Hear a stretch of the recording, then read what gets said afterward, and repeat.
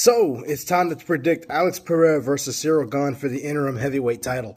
Alex Pereira has a chance to make some serious history here. He's going to be the only guy, if he beats Ciryl, to hold a UFC championship belt in 3 different weight classes. Nobody else has done that. So Alex Pereira is currently 13-3. Does have 11 knockout wins. He's been knocked out and submitted in the UFC. No, not submitted. I'm sorry.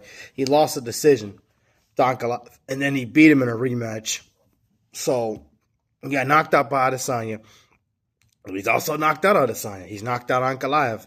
He's knocked out Roundtree. He's knocked out Jamal Hill. He's knocked out Jiří Procházka twice. Knocked out Sean Strickland, who he's friends and training partners with now. He's got a decision over Blachowicz. I mean, the list goes on of the guys he's beaten in his short career. He's only had 16 fights in his MMA career. Not UFC fights, but still, he's been fighting at a very high level for a very long time. And on the other side, you got Ciryl Gane, who's 13-2. He's a former interim heavyweight champion. The only 2 losses he has are to Francis Ngannou and John Jones, who are probably the best heavyweights in the world right now in terms of, who's beating him and whatnot. He had a decision loss to Francis. He didn't get knocked out, by the way. If you look back at that fight, it was pretty boring up until when Francis, when it started getting boring, when Francis took him down, just smothered him for 3 rounds. Because when they were on the feet, Ciryl Gane was actually getting the better of him, which is why I'm picking him to beat Alex Pereira. See, Alex Pereira has heavy hands, he has great technique, and he actually has good takedown defense, but we know what's coming to this fight. This is not going to be a wrestling contest. These are 2 really good elite-level strikers that want to win this fight standing. I feel like Pereira fighting at heavyweight is going to be a big disadvantage because he's never fought at heavyweight before in the UFC.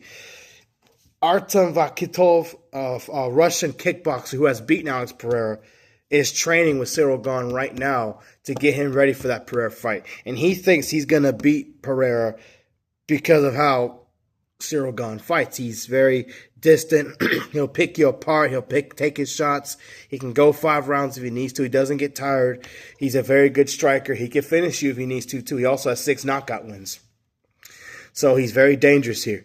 So I think what will happen is Pereira is going to probably be chasing him the whole time, and then Ciryl Gane will be able to evade, hit him with leg kicks, maybe a few body kicks, counter-strike him. Not enough to go for the finish early on, especially early on, because Pereira's going to have a lot of energy in the beginning.